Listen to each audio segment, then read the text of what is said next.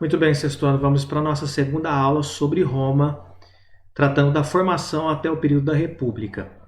Bem, na aula passada nós conhecemos um pouco sobre a localização onde surgiu a cidade de Roma, a versão mitológica, né, a lenda do Rômulo e Remo, que foram os dois irmãos criados pela loba, mas também conhecemos a versão histórica sobre a formação da cidade de Roma, que ela foi fundada então por pastores latinos. A partir desta aula, a partir da segunda aula, nós vamos ver como que essa cidade vai se desenvolver, como é que ela vai crescer e vai se organizar também. Então vamos lá para os slides.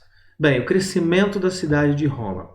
Gente, até mais ou menos ali o século 7 a.C., a cidade ela tinha poucos habitantes, era uma região de poucos habitantes, e os poucos que moravam lá viviam basicamente da agricultura e do pastoreio, da plantação e da criação de animais.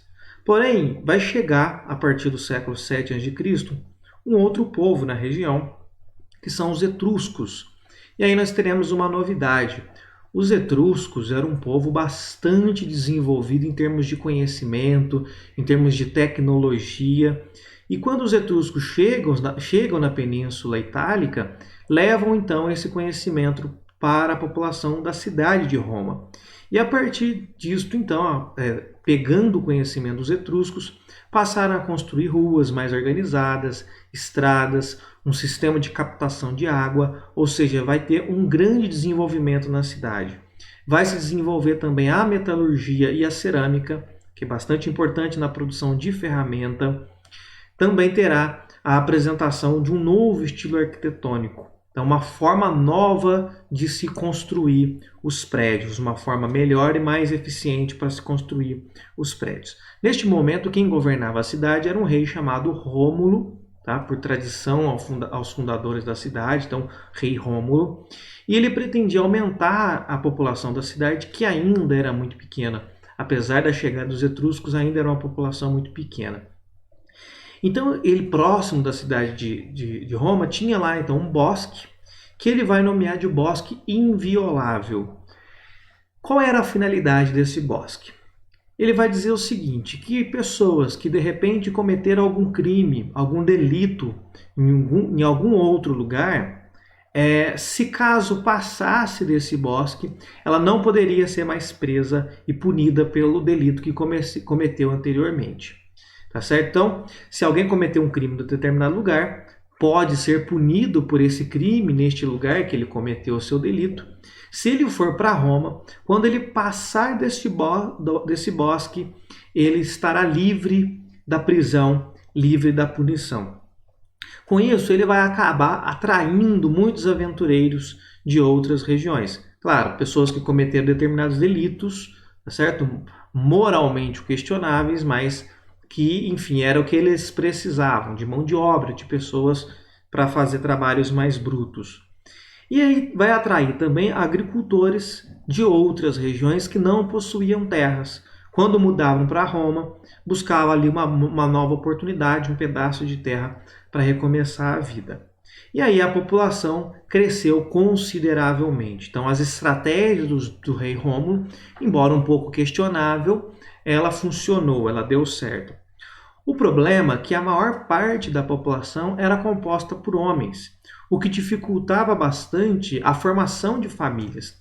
Então, eles precisavam formar famílias para que as pessoas se enraizassem naquela região e que dessem, então, filhos nascidos naquela região, que tivessem uma identidade, uma raiz com a cidade. Então, era necessário formar famílias.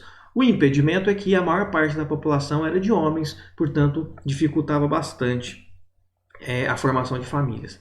Então, qual foi a estratégia que eles adotaram para aumentar o número de mulheres? Existe uma narrativa que é um mito, é uma lenda, que pode explicar aí o aumento do número de mulheres na região. Embora a gente fale que é um mito, uma lenda, é porque parte dela pode ser toda ela pode ser uma criação, mas é possível também que pelo menos parcialmente ela esteja correta, parcialmente a história faça algum sentido e ela possa ser verdadeira. O que é o rapto das Sabinas? Bem, nós sabemos que, e nós vimos na aula anterior, que um dos povos que morava na Península Itálica eram os sabinos. E na tribo dos sabinos, na região dos sabinos, havia bastante mulheres, bastante jovens, que não eram casadas, eram jovens e, portanto, eram solteiras, e que atraíam os olhares dos romanos. E ele sabia que os sabinos gostavam bastante de corridas de cavalo. Então resolveram um dia fazer uma festa, onde haveria corrida de cavalo e tudo mais, uma grande festa que duraria vários dias, e convidaram os sabinos para participar dessa festa, e os sabinos vieram em peso participar da festa com as suas famílias. E o que foi combinado? Então, o que foi essa festa? Nada passou de uma armadilha para atrair os sabinos ali próximo dos romanos. E aí, o que aconteceria? Numa determinada altura da festa, quando tivesse todo mundo ali já envolvido com a festa, quem sabe até já embriagados, principalmente os homens da tribo dos sabinos já todos embriagados, os romanos então sairiam no meio deles e iam capturar as moças para ser sua esposa. Então simplesmente iam capturar elas e raptarem, sequestrarem essas mulheres para que elas pudessem se tornar suas esposas. Segundo a lenda, isso aconteceu.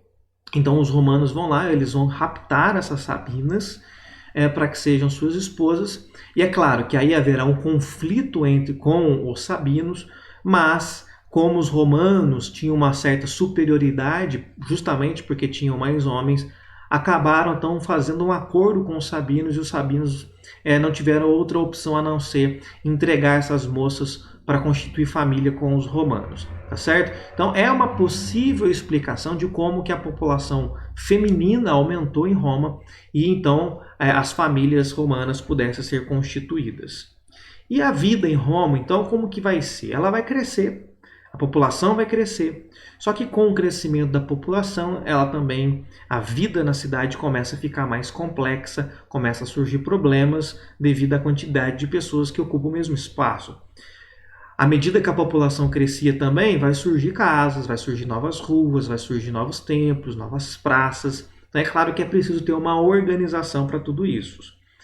As famílias romanas, ela tinha uma organização muito semelhante à dos gregos. Tá certo? Então, como eu já disse anteriormente, os romanos vão copiar muito da cultura grega. Então, a organização familiar dos romanos vai ser muito semelhante à dos gregos que nós vimos em unidades anteriores. Então, elas são formadas por pessoas com antepassados em comum. Então, a ancestralidade é muito importante para os romanos, assim como era com os gregos, tá certo? De ser pertencente a uma família importante, de pessoas pertencerem a uma mesma família e assim por diante. E como essas famílias tendem a ser bastante numerosas, elas vão ser lideradas pelo homem mais velho do grupo, tá certo? Então, o que seria o pai de todos, o avô, ou enfim, dependendo de que posição essa família está constituída, né? Então é do homem mais velho daquele grupo. E este homem mais velho vai ser chamado de pater familia. Então as famílias romanas eram lideradas por pater familias, ou seja, os homens mais velhos do grupo. E aí, como a população é grande, então dentro da família, quem coloca a regra é o pater familia. Então, as normas, as regras dentro de cada família é estabelecido pelo pater familia. Mas quando se extrapola a família, e nós estamos falando de várias famílias ocupando o mesmo espaço, é preciso ter um conjunto de regras, é preciso ter uma legislação. E essa legislação ela vai ser bastante severa para, claro, colocar ordem nessa população que está cada vez crescendo mais.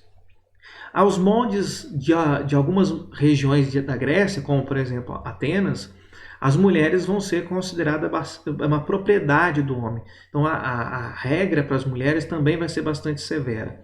Então elas vão ser consideradas uma propriedade do homem, ou do pai, enquanto solteira, ou do marido, depois de casada, ou de qualquer outro membro da família, caso elas fiquem órfãos ou viúvas, dependendo da idade, dependendo da situação. Certo?